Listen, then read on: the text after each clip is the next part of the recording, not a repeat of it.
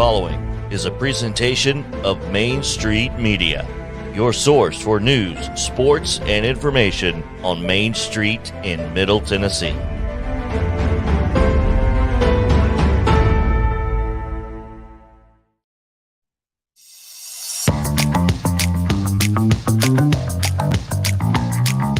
Welcome into Main Street Sports today on a Fat Tuesday, 1st of March. Coming up on the program today, we'll be chatting a little USFL with Scott Admonson, author of The Home Team. Stay tuned for that. Also, in the second half, we'll be joined by Teresa Walker on a variety of topics, including SEC women's basketball and Ja Morant. Have you seen him play lately? Fantastic. And it's Top 5 Tuesday. Overrated foods, sports books to screen. We'll see.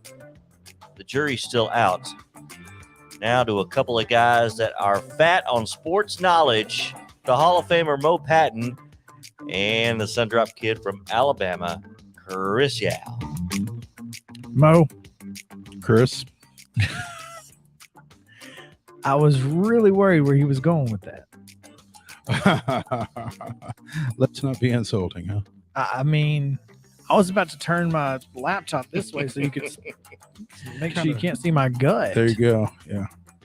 The frontal portion. It is Fat Tuesday, though, which Yes, is one of the best days of the year if you are a foodie. Yeah, get your king cake ready. That's why you wore your purple today, isn't it, JP? Partially. That went into it. No gold to go with it. That's okay. All right. Plenty of purple and gold to go around. Red, too. Do love some king cake. It's hard to find around here. I think you pretty well have to send off for it. Well, when Delta Bound was here, they made king cake, and it was legit. Like I said, I think you have to send off for it. I don't. Maybe that little place over here in Columbia that's only open like 2 hours a day in 30-minute intervals. So, I'm not sure.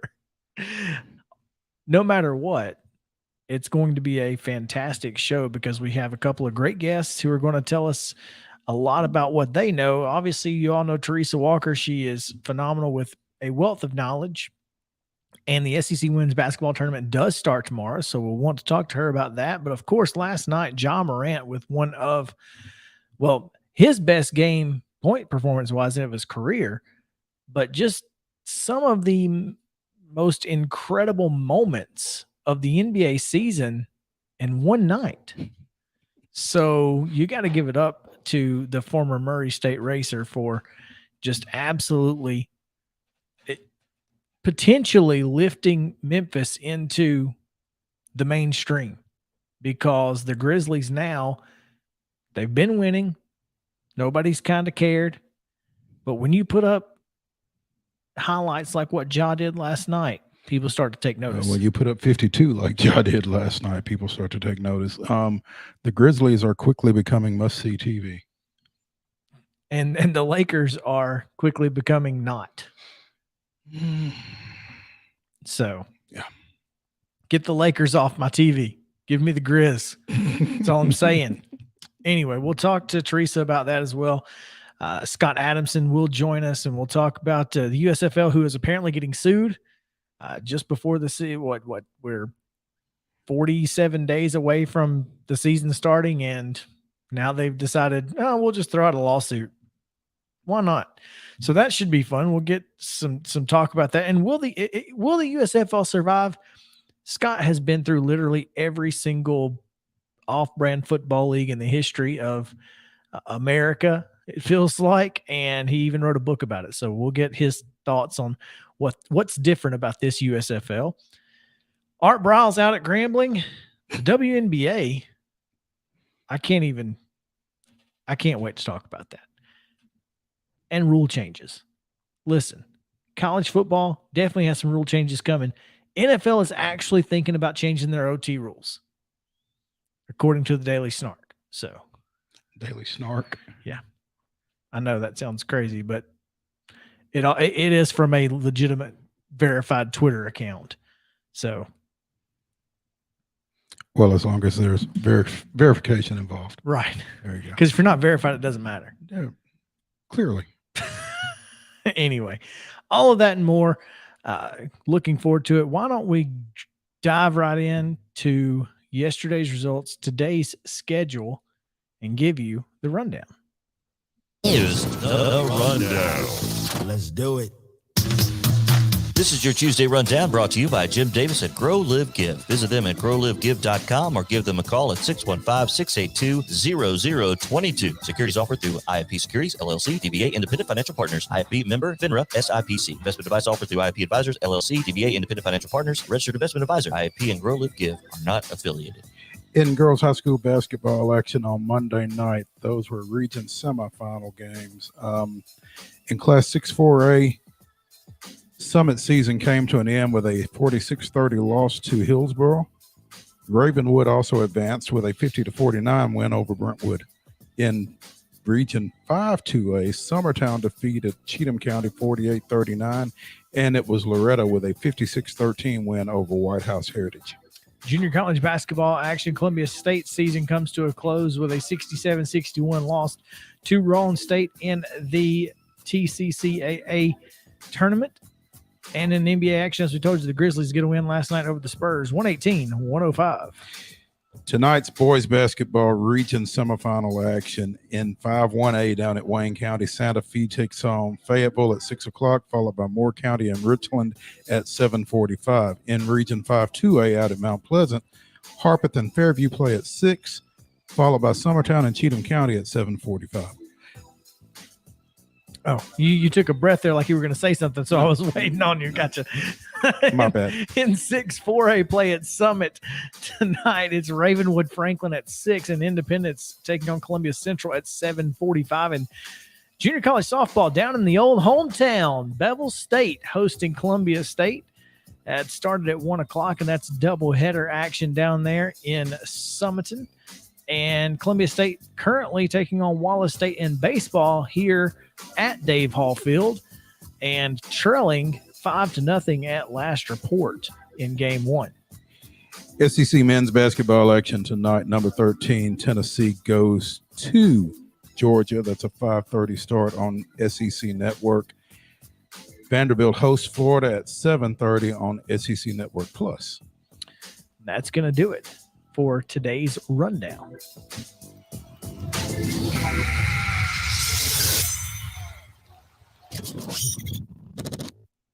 First pitch today is that there may not be a first pitch. The top story is that MLB plans to make what appears to be a take it or leave it offer to the MLBPA before 5 Eastern today, which is 4 Central, obviously. And this is a deadline that was extended from last night. They tried to get a deal done before everybody went to bed, but they couldn't quite make all the little things work. And so they said, let's come back tomorrow. We'll set the deadline for 5 and see what happens. Apparently, things went poorly. Well, it looks like talks have gone backwards today. And a couple things we do know. A 12-team playoff is pretty imminent. It's coming. Goodness gracious. It's Monday for JP over there. He's just breaking stuff. And obviously the DH is coming to the National League. So 2 things that some fans are not so excited about, including us, especially the 12-team playoff. I mean, we're getting a little crazy in the playoff scenario. I mean, what is it? It's a 30-team league, right? It's a 30-team league. You're almost taking so half you're the taking teams. 40% of the league to the postseason. For what? Because if you make the playoffs, you get more money. So this seems like one of those adding a classification deals. And I mean, I'm pretty well resigned to the fact that the universal DH is coming, and it will likely be to my favorite team's advantage to have the universal DH. I just hate it because I like the strategy that's involved with the pitcher being in the batting order. So Doesn't matter. We're not going to get it. nope. So So it is what it is. I'm curious to hear what this take it or leave it offer is. Well, I'm curious to see what happens if the offer is not taken, if it is left. I think that means that they're saying, all right, well, we're postponing the start of the season. Then we'll just continue negotiating as we have been. I don't think it's going to be a lockout where they just don't talk for a month like they did in December. I think it's just we're not going to hit the deadline that we set. We are pushing this off, and the season's going to start late. So there you go. That's unfortunate. Yes, it is, especially with how close they came last night. Well, it's almost like people got some sleep, and maybe they were drowsy and tired. It's like, whatever, let's just get this done. And then finally they went and got some sleep and got rejuvenated and were ready to fight again. So they did. No good. Let's talk Scott Adamson on the other side of the break. Stick around. Main Street Sports Today returns after this.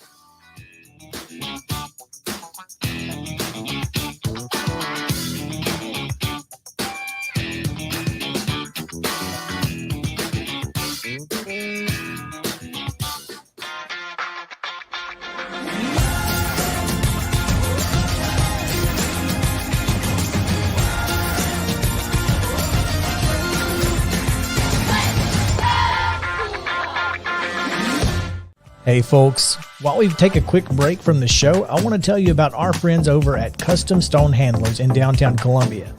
Ed Rich and his team at Custom Stone Handlers believe in leadership. And outside of the military, our greatest leader building platform is sports. Custom Stone Handlers proudly encourages young people to get in the game. You can contact them today at 931-490-4990 or visit CustomStonehandlers.com. Jones & Lang Sporting Goods here in Columbia has been outfitting teams, officials, and anybody else from T-ball to college for 50 plus years. Be sure and check them out at 931-388-8060 or online at jonesandlang.com. Jones & Lang Sporting Goods, the look of a winner. Zion Christian Academy, ZionEagles.org or 931-388-5731. You can schedule your appointment. Go tour their campus. It is beautiful over there, and you're definitely going to want to see it. Again, it's ZionEagles.org. Give them a call, 931-388-5731, and schedule your tour today. Are you an enthusiastic sports fan? Want to have fun and get in on the action? Heck yes, that'd be awesome. Have great attention to detail? Want to stay active? Definitely. Want to give back to the student athletes in your community? Obviously, yes. Then you'd make an excellent high school sports official. We need more officials in Tennessee, because with no high school officials, there are no high school sports. Sign up today at highschoolofficials.com.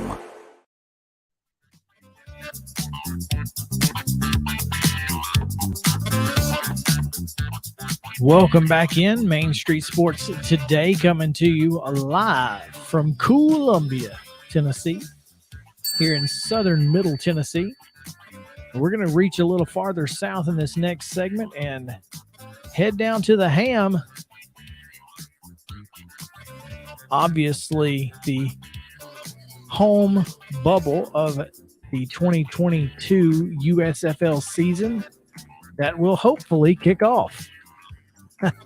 We'll tell you why it's hopefully here in just a second as we have a special guest with us here on the line. He's, 30-year newspaper vet, Mo. You know any of those? I don't even know what to say. There you go. He's been the sports editor of the Birmingham Post-Herald and the Anniston Star. Sounds familiar. Yes, it does. And spent some time in South Carolina as well, in Anderson and Seneca. He's covered the Masters. He's covered the NFL, and he's pretty funny. So I'm excited to get him on the show. He's also the author of a book I absolutely love called The Home Team, My Bromance with Off-Brand Football. Scott could essentially, I think Scott is my long-lost uncle, Mo. Mm-hmm. But we have Scott Adamson. Do I need to send you money? If I'm your long-lost uncle, do I need to send you money or anything? Can I this just is news to me. Can I just inherit the collection because my goodness, Scott, you can't see this, but on our set, we actually have in front of me a Birmingham Steel Dogs mini helmet and the two bobbleheads, the Bobby Humphrey and Rusty, the Steel Dog bobbleheads here on the set. And we also have a Birmingham Vulcans program from when they played the Memphis Southmen in the studio as well. So, Oh, nice. we're close. I've got a WFL football sitting at the house myself. Hey, those were great days. I mean, I know we're going to talk about the USFL, but the WFL was my gateway drug into alternative football. So I'll always have fond memories of WFL. And you're talking about the first one though, not the second one where they confiscated the uniforms as they came off the field with the sheriff's department, right? Yeah, that was kind of a sad ending to the championship game. You have they break out the champagne in the locker room, and here come the sheriffs taking all their equipment away. So I guess that kept them all down to earth. They couldn't celebrate too much.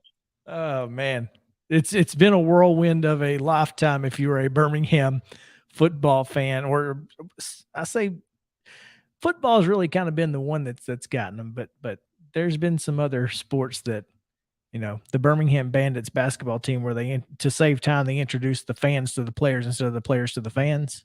Yeah. So you ever been to one of those games, Mo? Yeah. Once or twice. Scott, we did want to bring you in to talk about the USFL because this is a new USFL. This is a completely new organization who we thought and probably did legally obtain the trademarks to team names and that sort of thing for the USFL. But a lawsuit has been filed in California saying that maybe this group, this Fox owned league does not quite have as much usage rights as they claim. And I know you wrote a story on your website today about it, but you're not a lawyer. And No, not even close. But tell me, what does this mean? Yeah, that's a good question. Anytime you're dealing with a legal issue, like this, I guess the first thing that I'm thinking is, okay, is there going to be some sort of temporary injunction? How is this going to work? How fast is it going to move through the system? And it just sort of caught me off guard because I remember, I guess it was last June when the league or when Fox announced that they were, in their words, relaunching the USFL. It was just a couple of days later that Steve Earhart, who had been a former official in the USFL, said, "Wait a minute, we've got rights to logos and names and stuff." So I followed that briefly. I thought, yeah, this could be a problem. But then it's like it just died. So after a couple of weeks, I guess I just stopped thinking about it. But figured once, they've announced the name of the league and the name of the teams and everything, I just assumed they'd work that out, whether they'd, bought the rights to the names and logos or what. I mean, I just assumed that. I'm thinking, obviously not, or someone doesn't think it's settled. So that sort of starts the process all over again. So to that end, we do know the trademarks were let go and Fox purchased the trademarks. Is that different? Obviously the logos are the same for most teams. Birmingham's isn't, but most teams have the same logos. Yeah, it's very close. I mean, there's the Breakers is a little different. I think they tweaked the Panthers one, which was terrible. Because to me, the Panthers logo is the best logo ever. If they were going to have to swipe it, just go ahead and completely steal the original.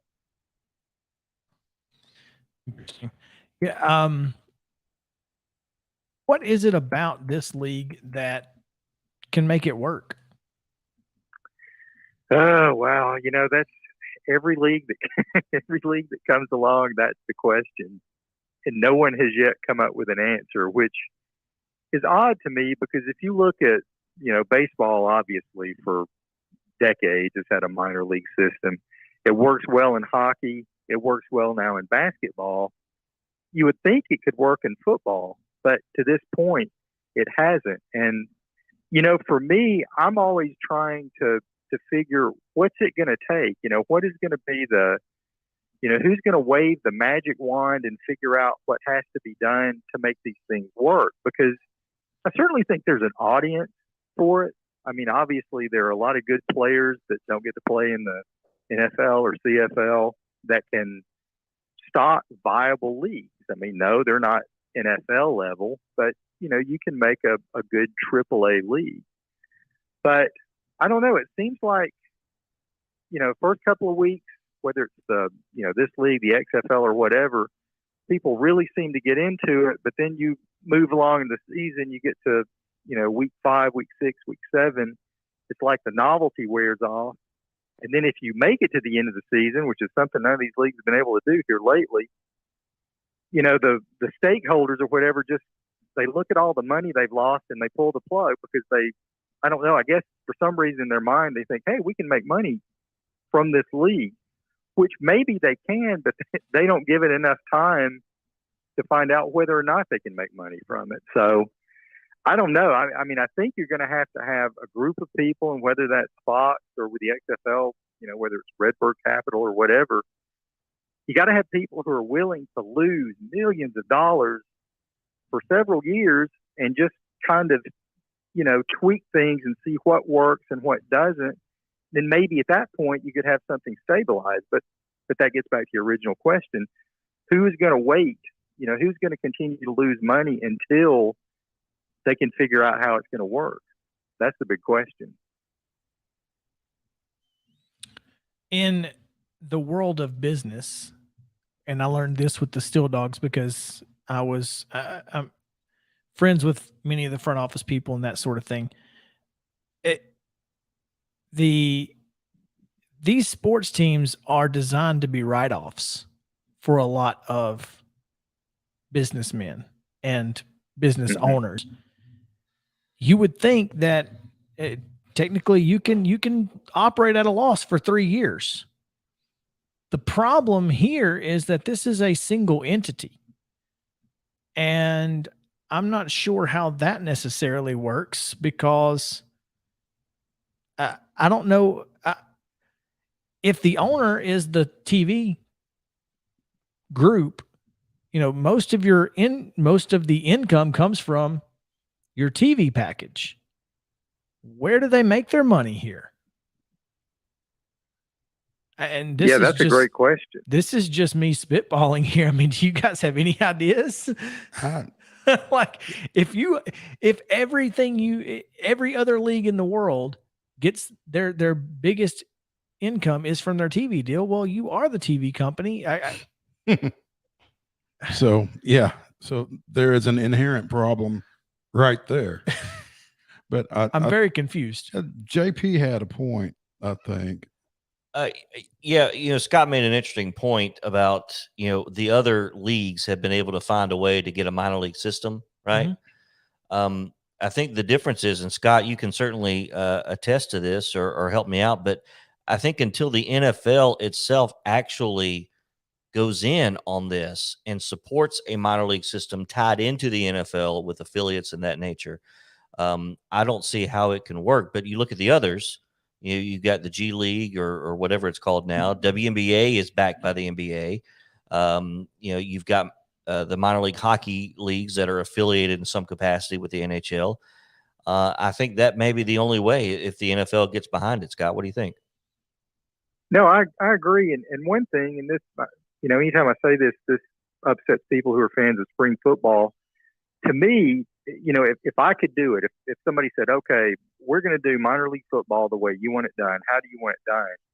It would basically be like a football version of the G League, but it would be played in season, like say Tuesday or Wednesday night. And, the 32 NFL teams, they put a minor league team in 32 cities, like say the Tennessee Titans has a minor league team in Memphis. Yeah. And you play during the season. So that would never happen, Scott. But no. Well, Birmingham is a big Titans town. So let's say that. Let's say that Birmingham. Let's say that. Okay. Much safer option. So we'll say the Birmingham Titans are the farm club of the Tennessee Titans. You play in season Tuesday or Wednesday night, when it's a really light night for other football. You have a tackle that goes down, you pull one up from your minor league, or you have a quarterback who needs some work, you send him down to Birmingham and let him play. And, I think that system, you could experiment with rules and do all sorts of things like that. I think that would be great. I know I would watch it. I mean, I'll watch pretty much anything, but I would certainly watch an NFL sanctioned in-season minor football league. So that would be my dream, is if that could be pulled off. But it seems like even when the NFL, dangles that carrot of possibly having a developmental league, it's always mentioned as a league that's going to play in the spring. Well, they tried that with NFL Europe, and I think being in Europe was the problem. I mean, had they kept the World League of American Football the way it was in the early 90s and just developed it the way they eventually did with NFL Europe, it could have worked, don't you think? Yeah, and that it still puzzles me that they did pull the plug on that after just 2 years. It seems like, especially, I mean, when it became NFL Europe and then NFL Europa, it bled money, and that's why they ultimately pulled the plug. But yeah, to just have 2 years where you have an international league, that it just seemed like they were really, really quick to just say, nah, we're not going to do that. And, they sat out, I guess, 2 years before they rebooted it. But yeah, I agree. I mean, that might, certainly with all the power and the wealth of the NFL behind it, I mean, that would be the best possible scenario you could have as a minor league. And yet, we've seen them all, Scott. We've seen them all. I have not seen them all. I've heard all the stories. My dad tells me, and my dad has a Birmingham Americans jersey, man. Man. Yeah. So I've been there. It's the Americans, the Vulcans, the Magic, the Stallions, the Fire, the Barracudas, the Steel Dogs, the Bolts, and everything in between. The Iron. It's been a rough go, but I'm glad that you've seen it, and I hope that this one sticks around and you don't have to go through any more losing your team. Well, on the bright side, though, if I do, I could add another chapter to the book. So, I'm always trying to look on the brighter side of life there. That is there. Hey, if that's all you can do, just look on the bright side. Really. There's always a bright side. Scott Adamson, thanks so much for taking some time with us today. Again, tell folks where they can get your book and find your work. It's available pretty much. If you just want to go to my website, it'll direct you straight to the Amazon link, and it's adamsonmedia.com. I write a whole lot about alternative football, so if that's your jam, I should be able to provide some stuff you might be interested in. All right, man. We appreciate it. At Adamson SL on Twitter. Follow him there as well. Scott, thanks, man. We appreciate it. I appreciate it very much, guys. Thank you so much. All right. When we come back, we're going to talk about Art Briles and the WNBA. So come back. It's going to be not together. Well, yeah. They won't be together. Yeah. We'll separate those. Yeah. But both of them have just ridiculous decision-making processes, apparently. So, tell you what happened on the other side. Stick around.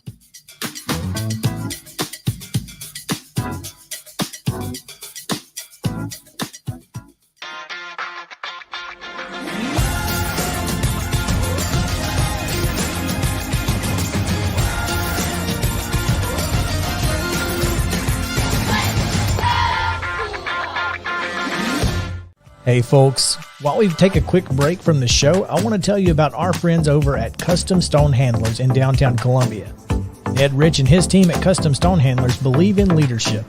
And outside of the military, our greatest leader building platform is sports. Custom Stone Handlers proudly encourages young people to get in the game. You can contact them today at 931-490-4990 or visit CustomStonehandlers.com. Jones & Lang Sporting Goods here in Columbia has been outfitting teams, officials, and anybody else from T-ball to college for 50 plus years. Be sure and check them out at 931-388-8060 or online at jonesandlang.com. Jones & Lang Sporting Goods, the look of a winner. Zion Christian Academy, ZionEagles.org, or 931-388-5731. You can schedule your appointment. Go tour their campus. It is beautiful over there, and you're definitely going to want to see it. Again, it's ZionEagles.org. Give them a call, 931-388-5731, and schedule your tour today. A game without a crowd is just a scrimmage. A performance without an audience is just a rehearsal. Without your presence, high school sports and the performing arts aren't possible. Ensure that these essential extracurricular activities continue to enrich the lives of students in Tennessee. Purchase a ticket to your local high school's game or performance. This message presented by the TSSAA.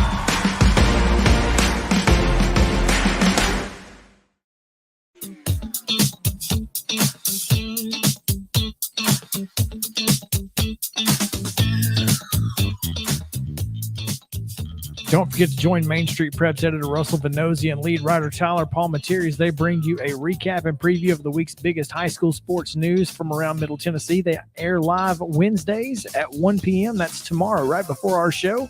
It's archived on social media and on your podcast distribution platform of choice. Follow Main Street Preps on Twitter at Main Street Preps. Mo, let's talk about Art Briles. He kept this job longer than he kept the CFL job. About a week, almost. 6 days. Well, I think part of him keeping his job so long was that his job was announced on Friday. Well, there's that. Take it out with the trash. Yep. So, but yeah, he announced his resignation today, apparently. I don't know why. I mean, let's look. Why resign?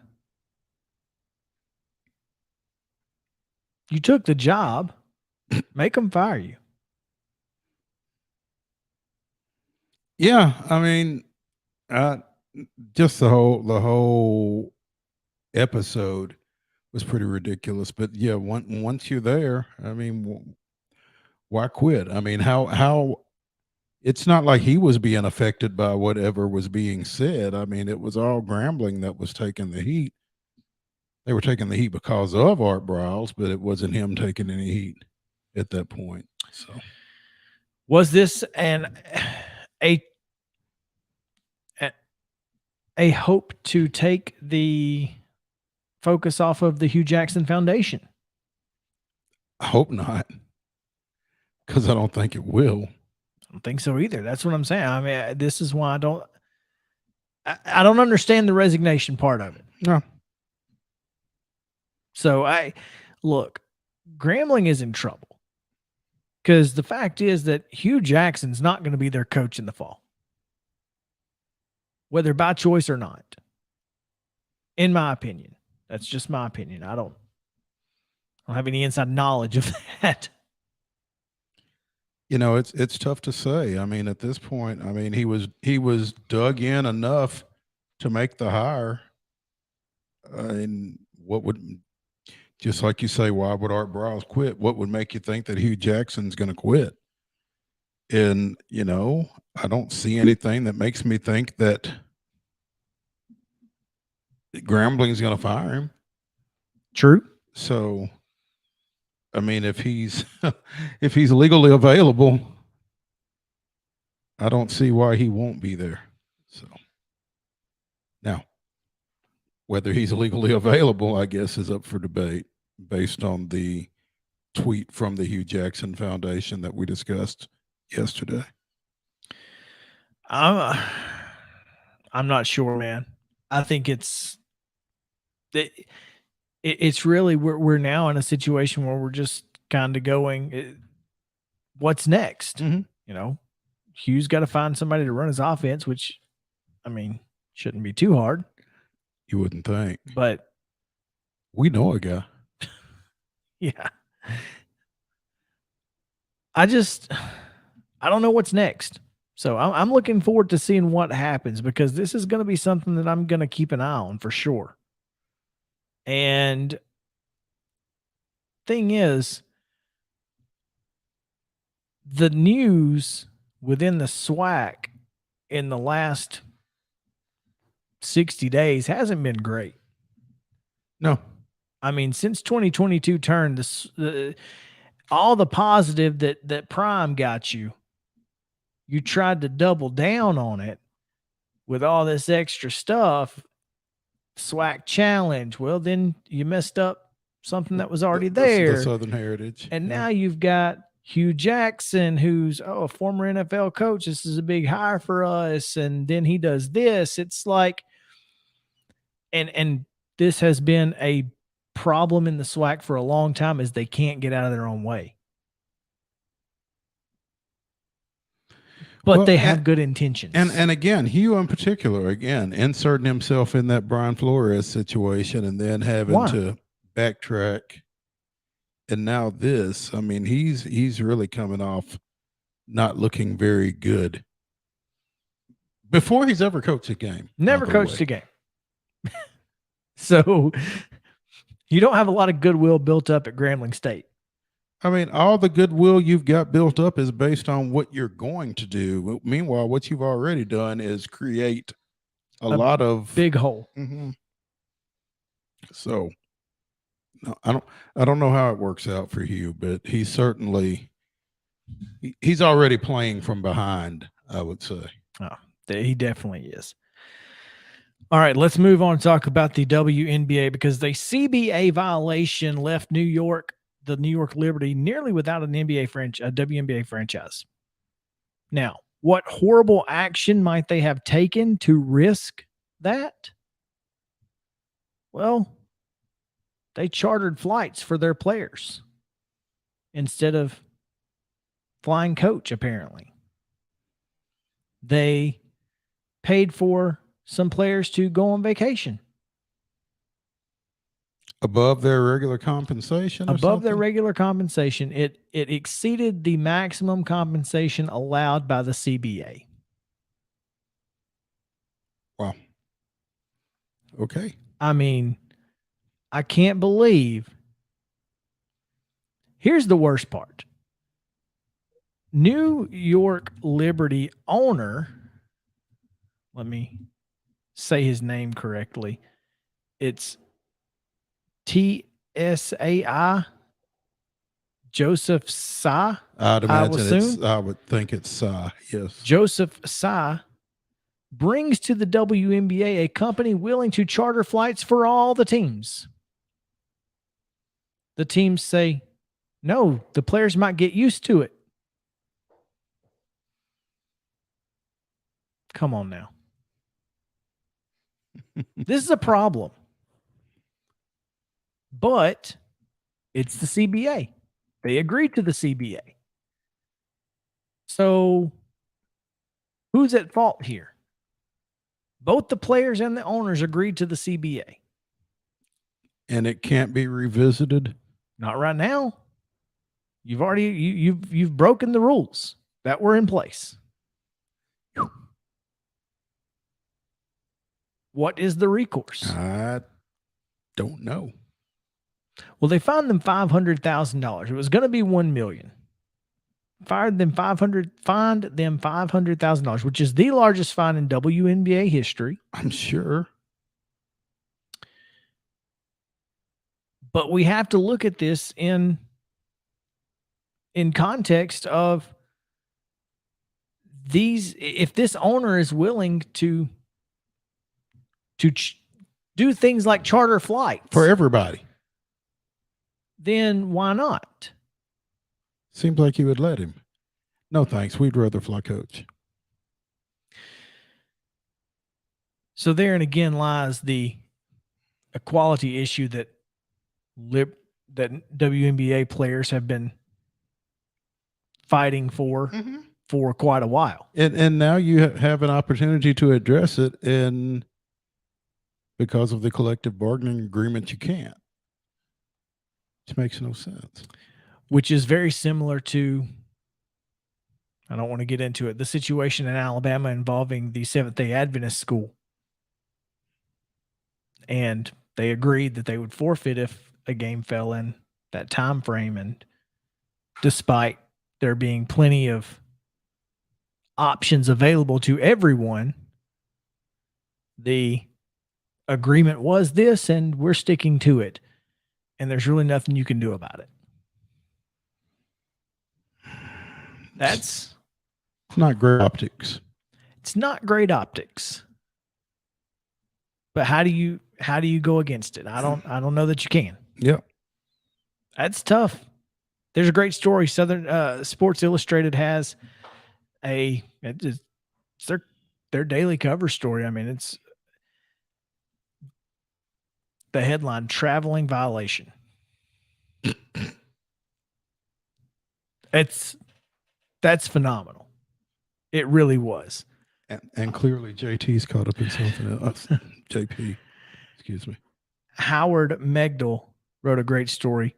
Check out SI.com. Traveling violation. Read the story, traveling violation. And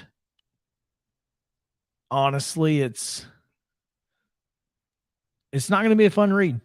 You're going to be angry by the end of it. I mean, anyone with a heart is angry because those women deserve whatever their owner would like to give them. You would think. So, doesn't matter. It's time for halftime. We need to take that break. Well, I guess we need, let's dish out some high school news before we get into the fun part. So, stick around. Main Street Sports Today returns after this.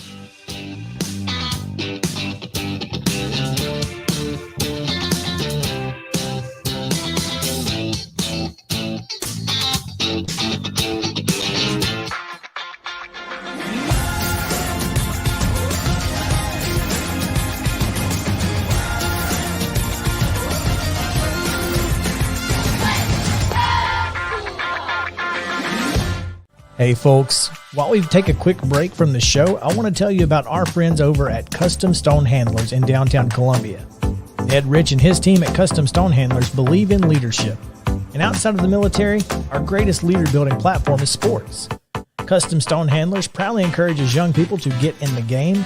You can contact them today at 931-490-4990 or visit CustomStonehandlers.com. Jones & Lang Sporting Goods here in Columbia has been outfitting teams, officials, and anybody else from T-ball to college for 50-plus years. Be sure and check them out at 931-388-8060 or online at jonesandlang.com. Jones & Lang Sporting Goods, the look of a winner. Zion Christian Academy, ZionEagles.org or 931-388-5731. You can schedule your appointment. Go tour their campus. It is beautiful over there, and you're definitely going to want to see it. Again, it's ZionEagles.org. Give them a call, 931-388-5731, and schedule your tour today. Are you an enthusiastic sports fan? Want to have fun and get in on the action? Heck yes, that'd be awesome. Have great attention to detail? Want to stay active? Definitely. Want to give back to the student athletes in your community? Obviously, yes. Then you'd make an excellent high school sports official. We need more officials in Tennessee, because with no high school officials, there are no high school sports. Sign up today at highschoolofficials.com.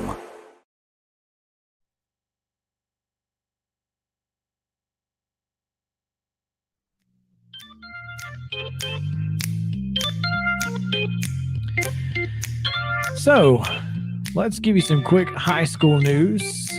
Liberty Creek up in Sumner County, a new school that will be opening next year, has hired some hoops coaches. They announced last week the hiring of Bill Alexander as their football coach. Right. I think he had most recently been a head coach at Watertown, but he had been in and around the Wilson County, Sumner County area. Today on Twitter, it was announced that Seth Massey, who in 17 seasons at Station Camp has won 358 games, will be the new boys coach at Liberty Creek. And former Beach girls coach Carrie Douglas will take over the Lady Wolves at Liberty Creek. So they got a couple of pretty successful, and in one case, pretty long-standing members of the coaching community. Pretty big gets for Liberty Creek. For a new program, yeah, absolutely. Well, Green Hill kind of set the mark up in that area, so Yeah. you can't get away with just being average for a while. No, You got to come out swinging. It doesn't sound like you have to be. So, the bar's been set. It's kind of like the Golden Knights, wasn't it? Come out and go to the Stanley Cup playoffs. Right. Finals. Yesterday, after the MLBPA talks kind of shut down for the day, Joey Gallo tweeted out a screenshot of his new LinkedIn profile because, well, he's apparently looking for a job.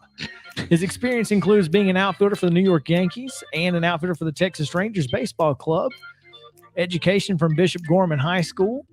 His skills include striking out, hitting into the shift, and getting dressed weird. You hiring Joey Gallo?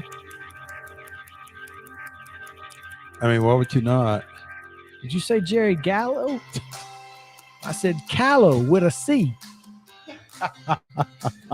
Jerry Gallo's dead. I know that. That's what I'm telling you. That's good.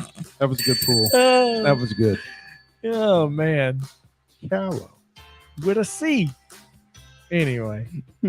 Hope you saw that if you were watching us.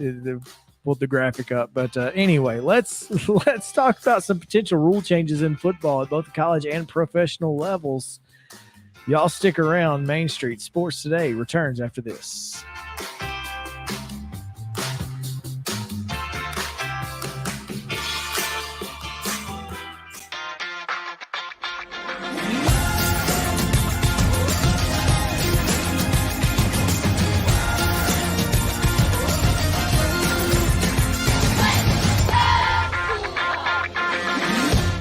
Hey folks, while we take a quick break from the show, I want to tell you about our friends over at Custom Stone Handlers in downtown Columbia. Ed Rich and his team at Custom Stone Handlers believe in leadership. And outside of the military, our greatest leader building platform is sports. Custom Stone Handlers proudly encourages young people to get in the game. You can contact them today at 931-490-4990 or visit CustomStonehandlers.com. Jones & Lang Sporting Goods here in Columbia has been outfitting teams, officials, and anybody else from T-ball to college for 50 plus years. Be sure and check them out at 931-388-8060 or online at jonesandlang.com. Jones & Lang Sporting Goods, the look of a winner. Zion Christian Academy, ZionEagles.org or 931-388-5731. You can schedule your appointment. Go tour their campus. It is beautiful over there, and you're definitely going to want to see it. Again, it's ZionEagles.org. Give them a call, 931-388-5731, and schedule your tour today. A game without a crowd is just a scrimmage. A performance without an audience is just a rehearsal. Without your presence, high school sports and the performing arts aren't possible. Ensure that these essential extracurricular activities continue to enrich the lives of students in Tennessee. Purchase a ticket to your local high school's game or performance. This message presented by the TSSAA.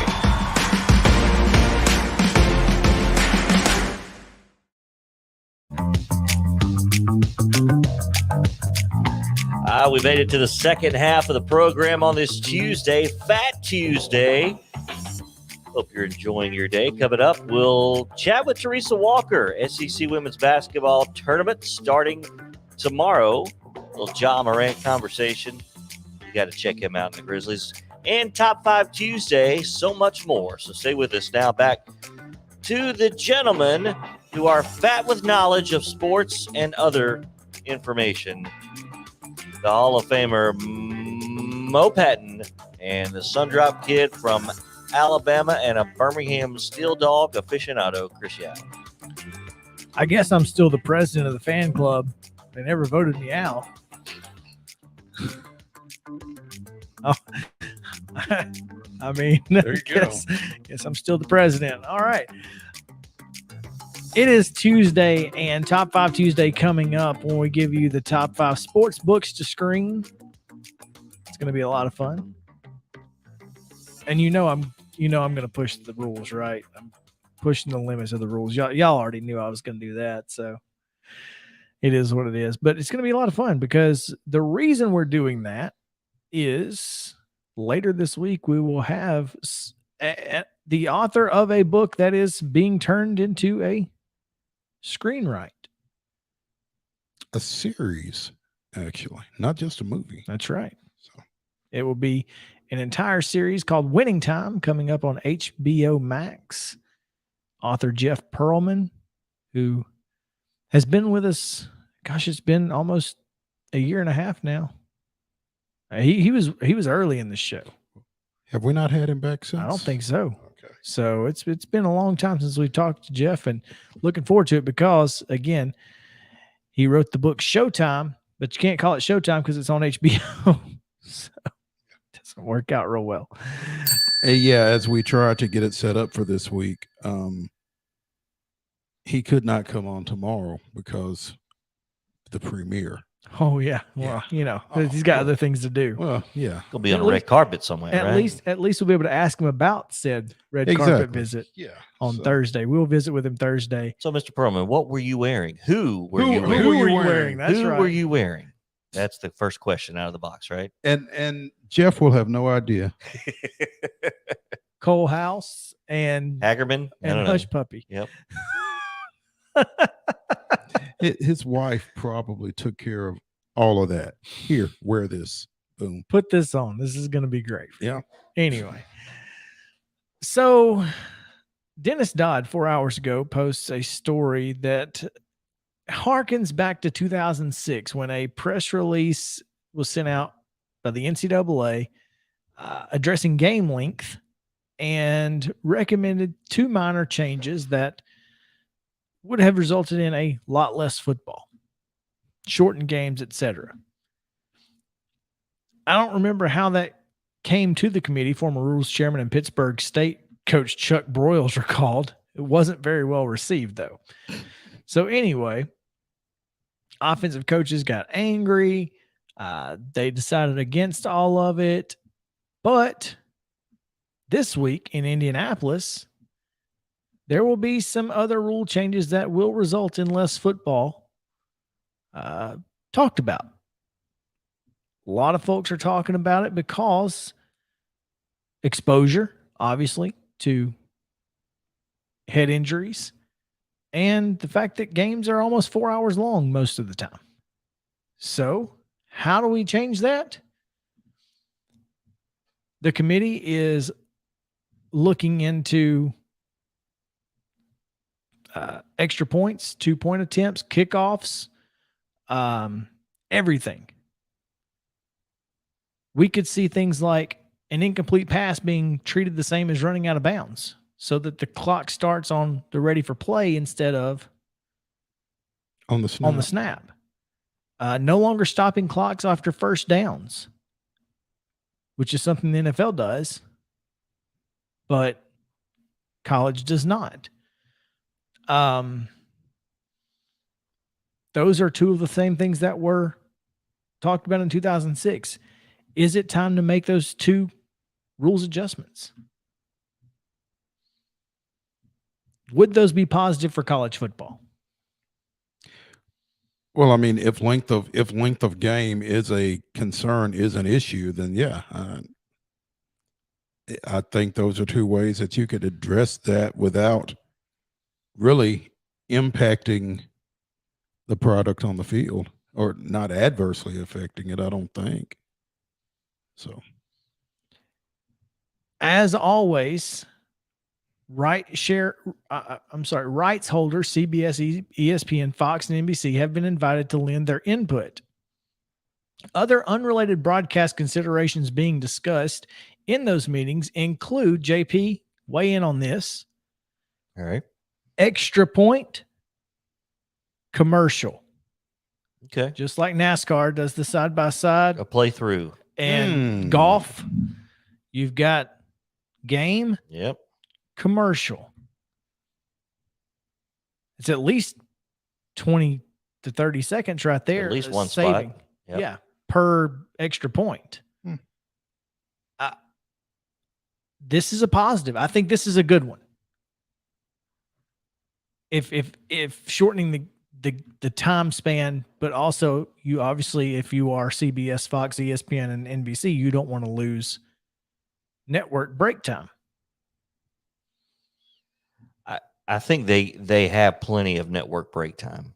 I don't disagree. Now whether or not they have built in multiple, certain number of those, but there's plenty of inventory time in a college football game. And you're right. I mean, it's almost impossible to schedule the triple header now and not miss. College basketball is getting that way. You're going to overlap some. Yeah. I mean, it's getting ESPN News is getting a lot of live sports these days. Yep. Or pieces of live sports. Yeah, that's what I'm saying. It's they're getting the first 4 minutes of something. Mm-hmm. Here's the thing. When they did this in 2006, most people believe that it gave rise to up-tempo offenses. Offensive coaches adapted by running plays faster, less time to get them in. Since that time, the average plays per game have not dipped below 68.4 plays per game.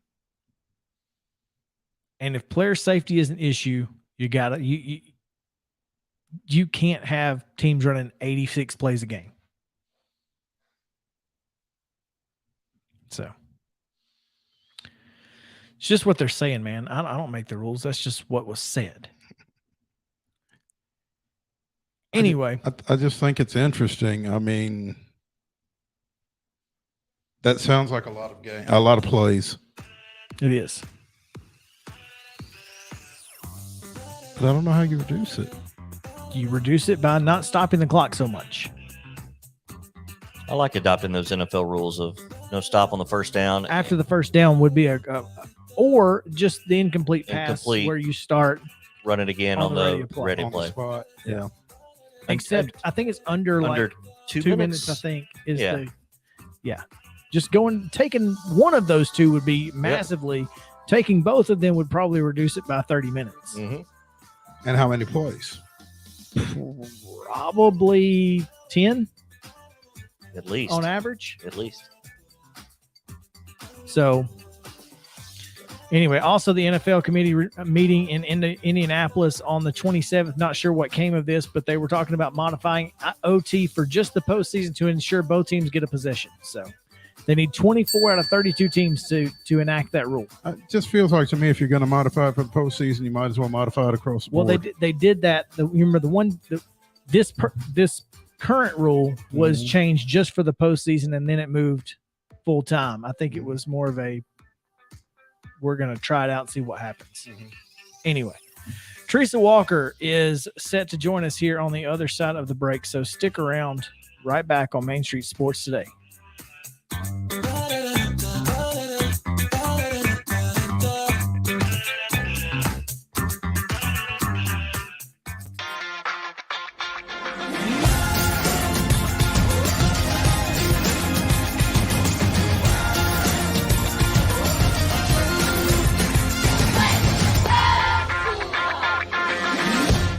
Hey folks, while we take a quick break from the show, I want to tell you about our friends over at Custom Stone Handlers in downtown Columbia. Ed Rich and his team at Custom Stone Handlers believe in leadership. And outside of the military, our greatest leader building platform is sports. Custom Stone Handlers proudly encourages young people to get in the game. You can contact them today at 931-490-4990 or visit CustomStonehandlers.com. Jones & Lang Sporting Goods here in Columbia has been outfitting teams, officials, and anybody else from T-ball to college for 50 plus years. Be sure and check them out at 931-388-8060 or online at jonesandlang.com. Jones & Lang Sporting Goods, the look of a winner. Zion Christian Academy, ZionEagles.org or 931-388-5731. You can schedule your appointment. Go tour their campus. It is beautiful over there, and you're definitely going to want to see it. Again, it's ZionEagles.org. Give them a call, 931-388-5731, and schedule your tour today. Are you an enthusiastic sports fan? Want to have fun and get in on the action? Heck yes, that'd be awesome. Have great attention to detail? Want to stay active? Definitely. Want to give back to the student athletes in your community? Obviously, yes. Then you'd make an excellent high school sports official. We need more officials in Tennessee, because with no high school officials, there are no high school sports. Sign up today at highschoolofficials.com.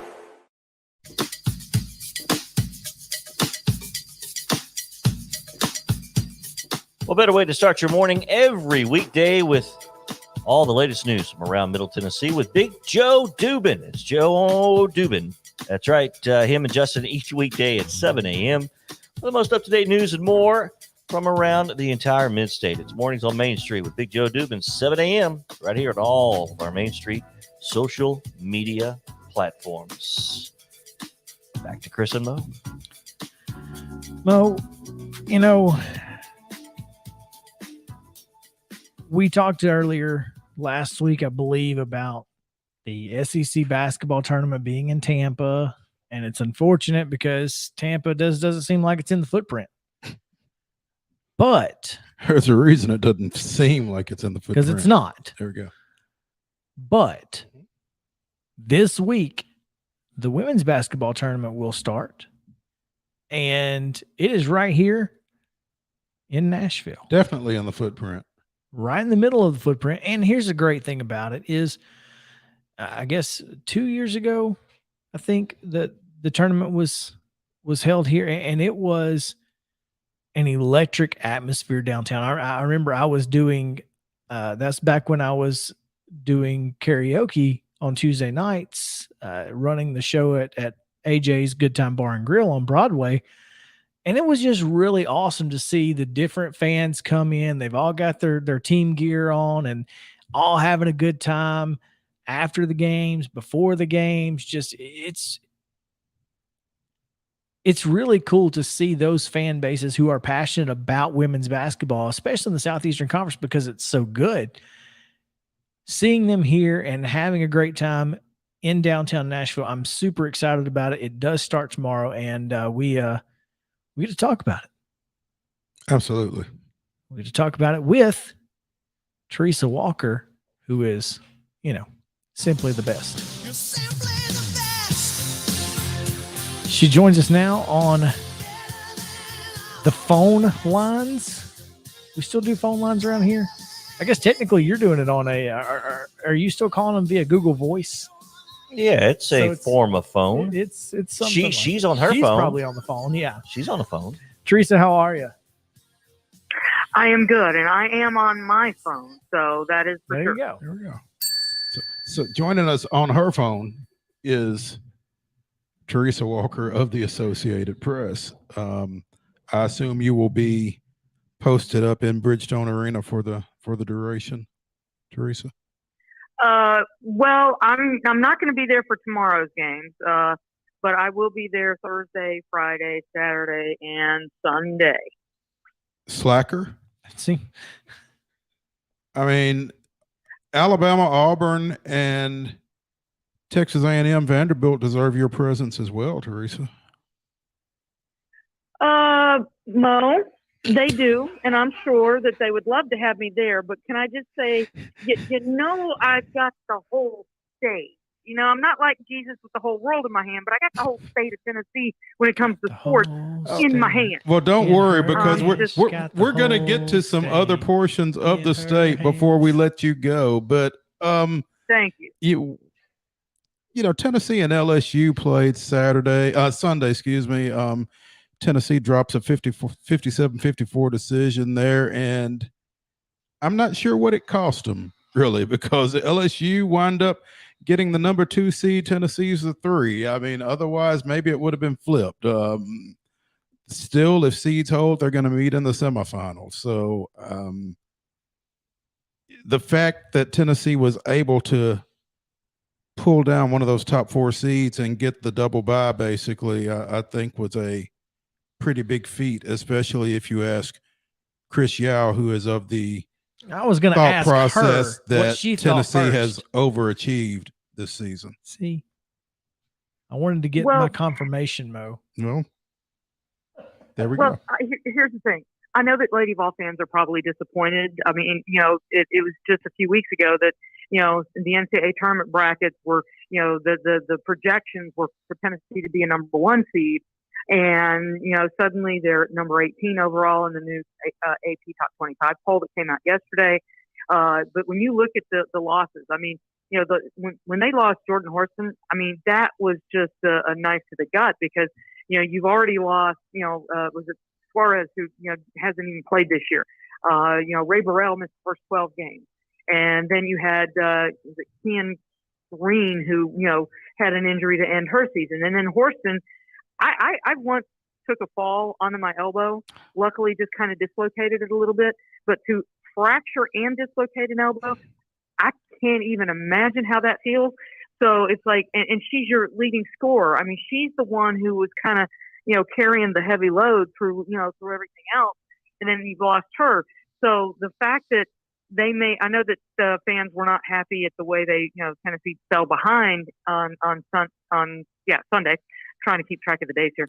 But, the fact that they were able to come back with a 13-1 run and have a chance to make a bucket at the end to, force overtime or, maybe that was impressive. So that tells me that this team isn't going to quit.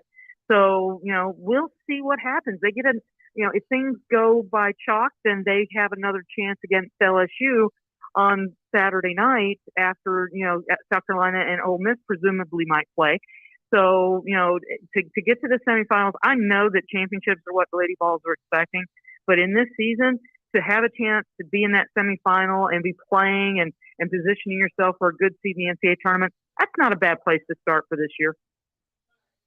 You're not telling me, hey, preaching to the choir over here. I feel like this team, especially after Horston and Green went down, this was a team that anything they do from this point on, anything they achieve is going to be an overachievement, in my opinion. And I'm not mad at them for losing against LSU. I'm not going to be mad at them if they lose in the semifinals of this tournament. Now, I'd probably be mad if they lost to Alabama again, but I'd be like, that's a team you got to beat. But this SEC tournament, you have to remember, this is one of the deepest conferences in women's basketball. Well, that's the thing. Think about it. Kim Mulkey comes over from Baylor, and LSU was picked to finish 8th. They won 9 games last year. And what have they done? They've just matched one of the biggest turnarounds ever. I mean, Kim Mulkey once had a 12.5 game turnaround at Baylor.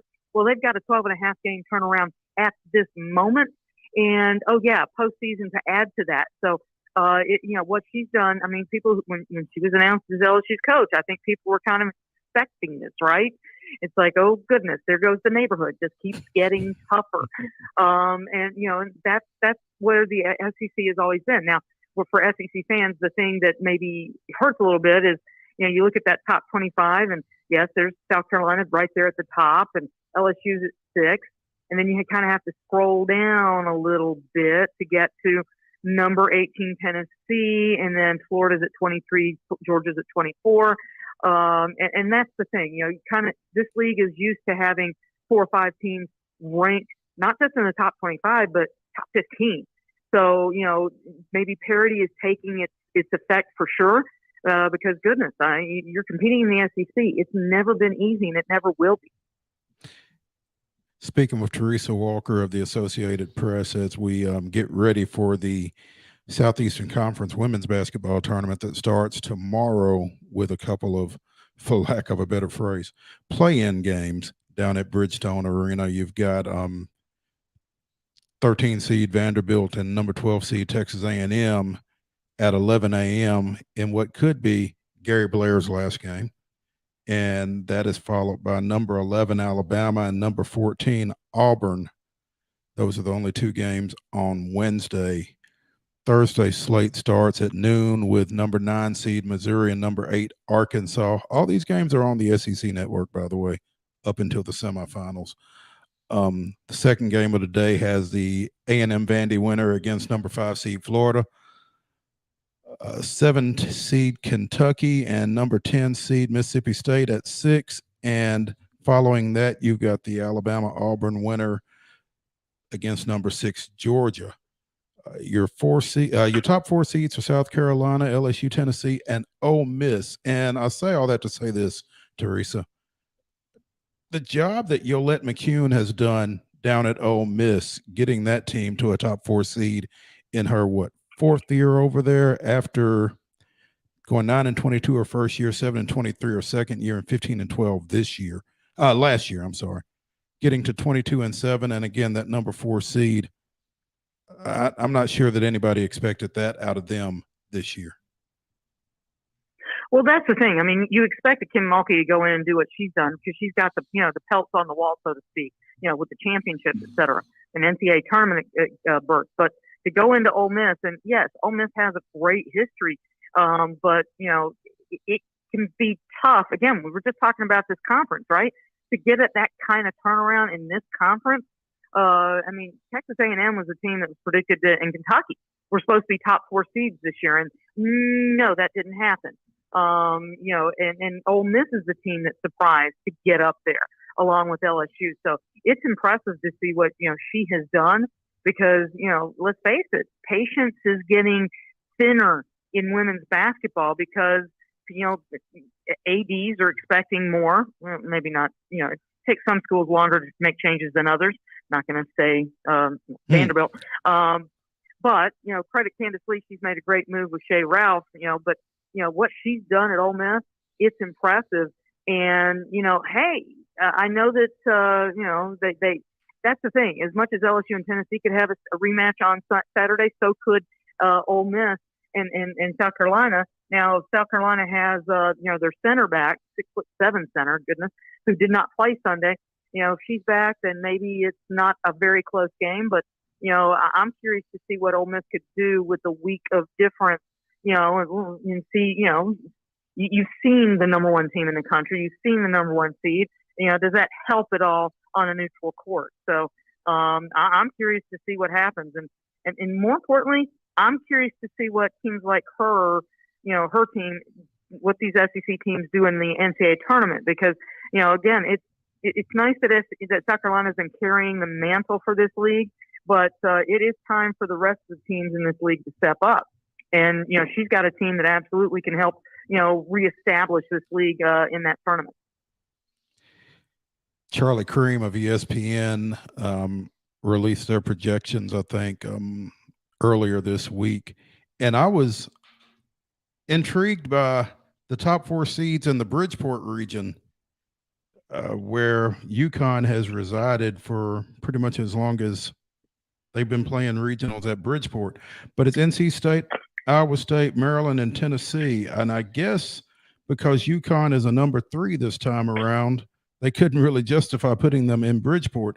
So they are projected to Greensboro as a number 3 behind South Carolina and Michigan and ahead of Oklahoma. So you're finally actually seeing some neutral floors as we advance toward the Final Four on the women's side. And it's kind of been a long time coming. Oh, it absolutely has. And that's the thing. I mean, the big joke on the men's side is, getting Duke outside of North Carolina to start a tournament, right? Well, and UConn with their success has certainly earned that ability to do that. But with Paige Beckers having missed so much of this season with her injury, it's kind of tough to shoehorn, and bump up Connecticut, to try and give them that opportunity. So, but they don't, that's going to be the thing. They've already bid for that. And now they're going to, if that's the teams that end up playing there, it's going to be very interesting, because it's anything could go coming out of that region. And if I'm the Tennessee Lady Vols and that's where I end up going, I got to feel really good about that opportunity because you've got a couple players on your roster who, have played up there, in that area and familiar certainly with Connecticut. So not the team, but the state. So I think it's wonderful because, for all the talk about trying to, get toward equality, this is the next step that has to happen. Now, I'm really curious, Mo, about seeing the attendance. Will people in Connecticut show up if the Huskies aren't playing? That'll be a huge test because, we've seen it in this state.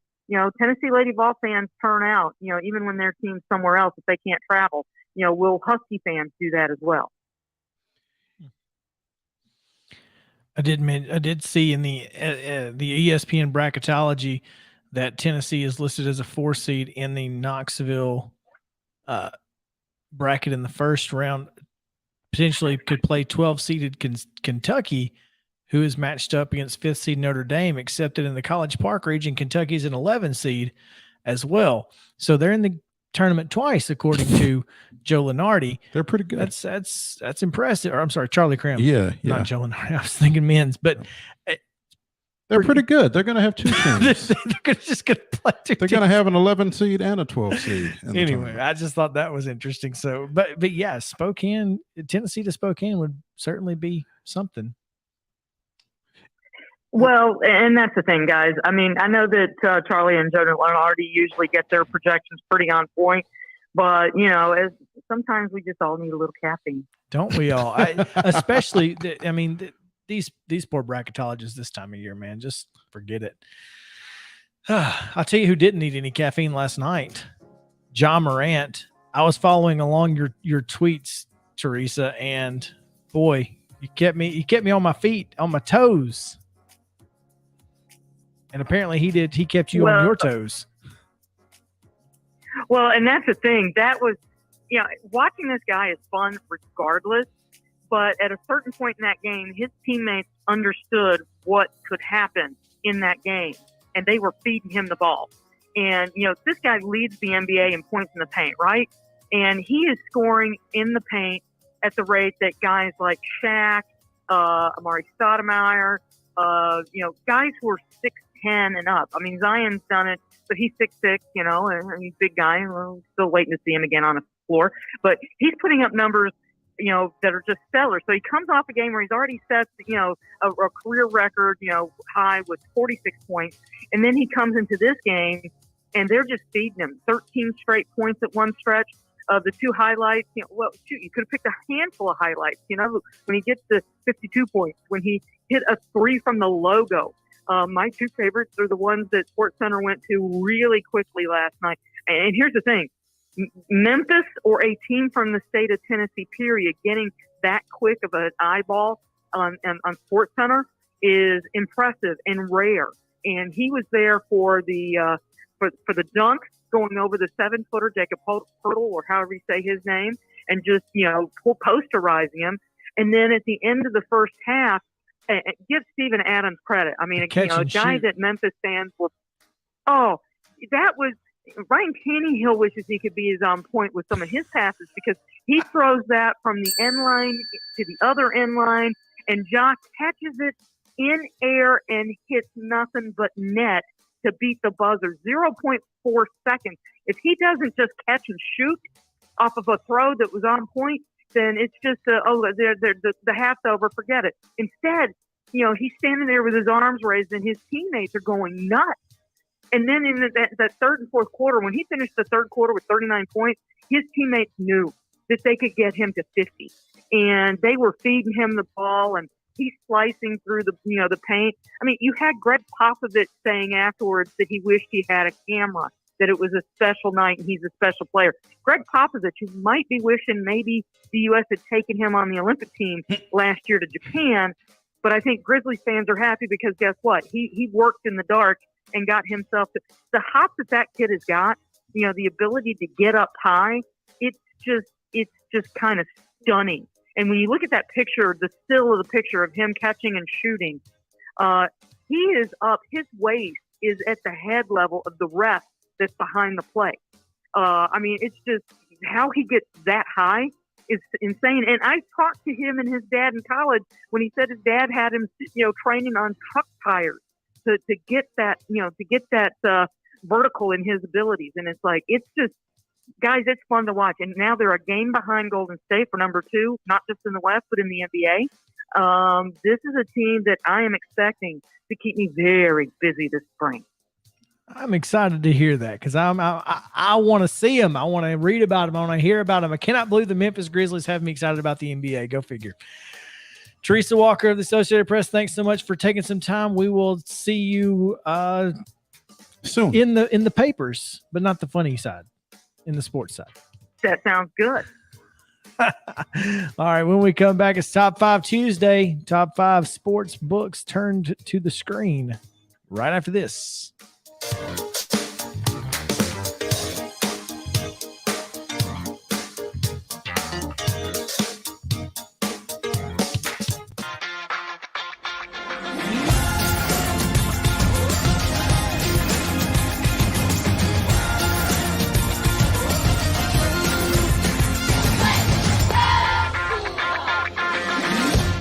Hey folks, while we take a quick break from the show, I want to tell you about our friends over at Custom Stone Handlers in downtown Columbia.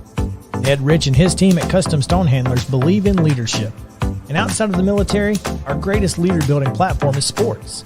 Custom Stone Handlers proudly encourages young people to get in the game. You can contact them today at 931-490-4990 or visit CustomStonehandlers.com. Jones & Lang Sporting Goods here in Columbia has been outfitting teams, officials, and anybody else from T-ball to college for 50 plus years. Be sure and check them out at 931-388-8060 or online at jonesandlang.com. Jones & Lang Sporting Goods, the look of a winner. Zion Christian Academy, ZionEagles.org or 931-388-5731. You can schedule your appointment. Go tour their campus. It is beautiful over there, and you're definitely going to want to see it. Again, it's ZionEagles.org. Give them a call, 931-388-5731, and schedule your tour today. A game without a crowd is just a scrimmage.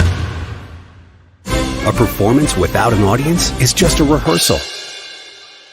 Without your presence, high school sports and the performing arts aren't possible. Ensure that these essential extracurricular activities continue to enrich the lives of students in Tennessee. Purchase a ticket to your local high school's game or performance. This message presented by the TSSAA.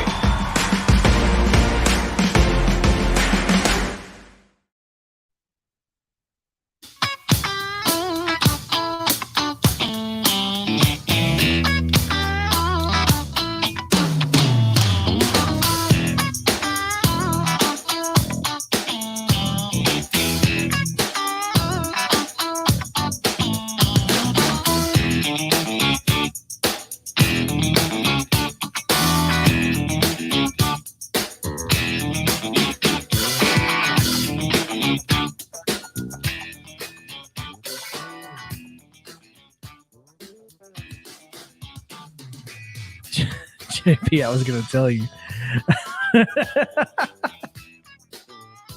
You really didn't want to turn my mic on, did you?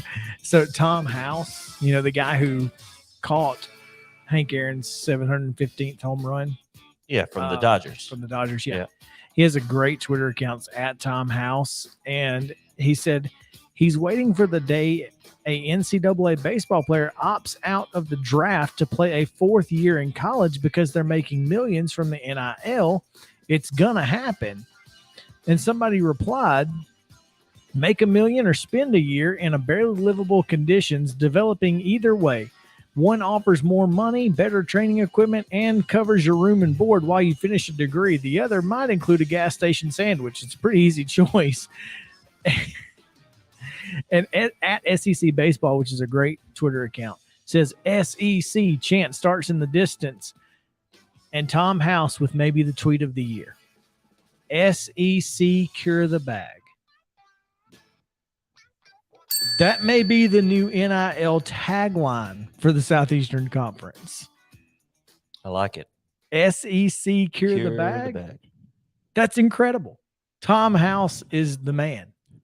He might want to run out and copyright that. He might want to copyright that one. You might want to put a little trademark on that one, Tom. Anyway. Tom may have just secured the bag. I think, I don't know. I don't know how veterans of that era of Major League Baseball are faring in, which he's got a phenomenal business, outside of that, and does great work. But yeah, no doubt. It's Top 5 Tuesday, and it is brought to you by our friends at Mid-South 5 Fitness. Dallas Still in the Gang, stillathletes.com, at stillathletes on Instagram and Facebook, at STEEL athletes, and stillathletes.com. JP, don't give me that. We got plenty of time. Nobody's stopping us today. This train ain't slowing down, baby. We are going to try to get out of here as quickly as can, but there's no chance we're getting out of here by 3:30. So let's go ahead and give you today's top 5 sports books turned to screen. That can be movies or TV shows or both. That's up to you. Let's start with Mo. What is your number 5? My number 5 goes back a while.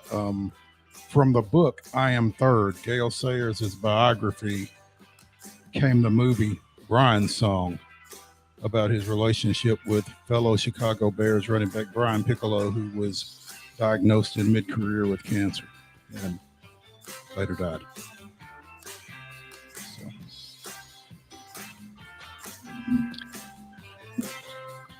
My number 5 is the book I Am Third turned into the movie Brian Saw.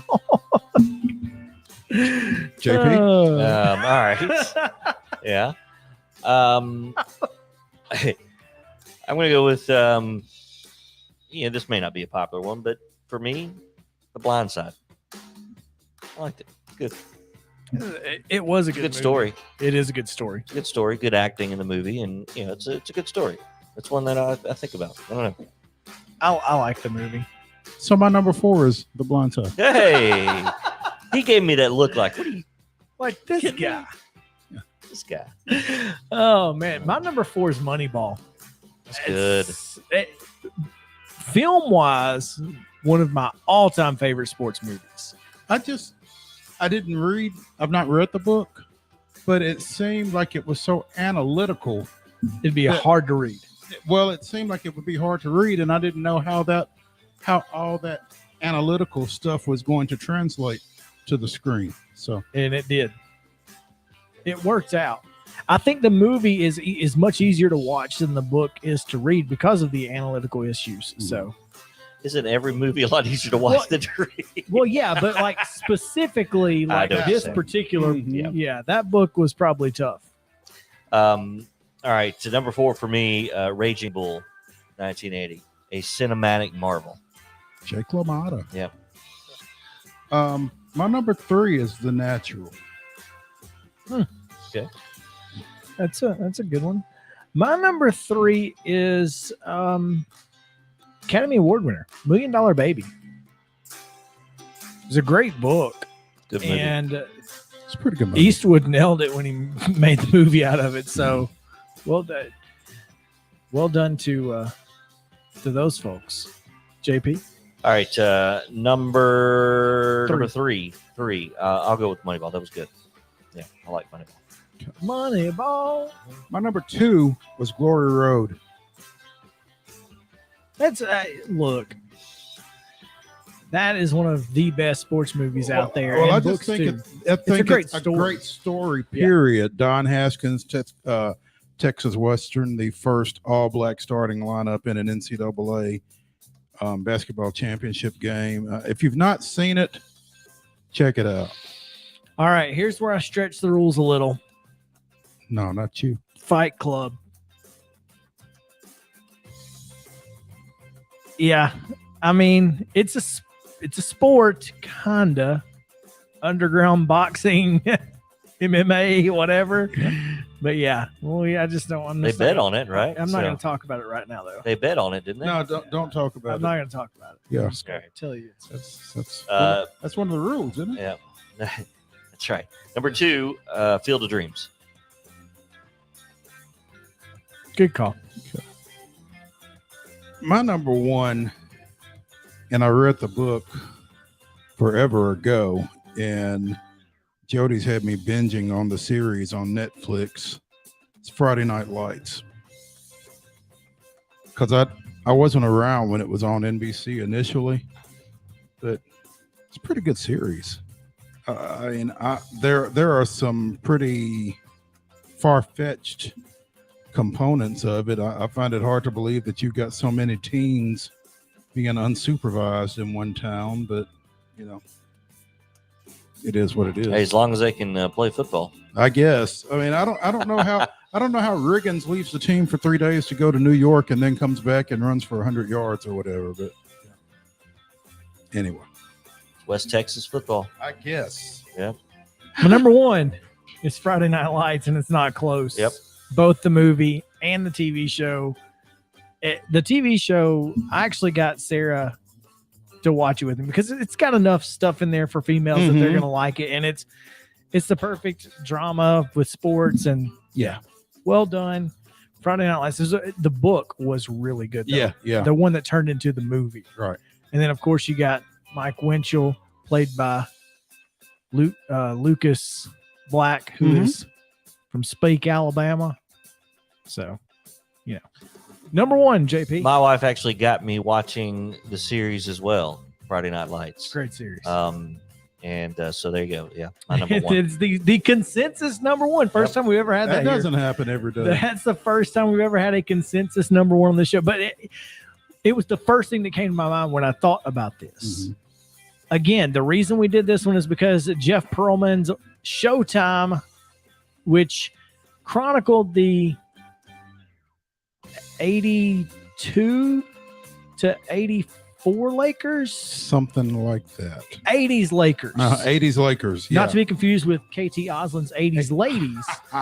But so again, the book is called Showtime. The book The is called series Showtime. is not called Showtime because of where it is airing. It's called Winning Time. Winning Time. It premieres Sunday on HBO Max. The book is Showtime, Magic, Kareem Riley, and the Los Angeles Lakers dynasty of the 1980s. Okay, so it is the 80s Lakers, just the dynasty of the 80s. All right, so there you go. Jeff Pearlman will join us on Thursday, 3 o'clock. So come back for that. But there you have it, our top 5, brought to you by Mid-South 5 Fitness, steelathletes.com, at steelathletes on Twitter. On Instagram. They're not on Twitter. We appreciate you guys hanging out with us. We'll be back tomorrow, same bat time, same bat channel, 2 o'clock. Join us then.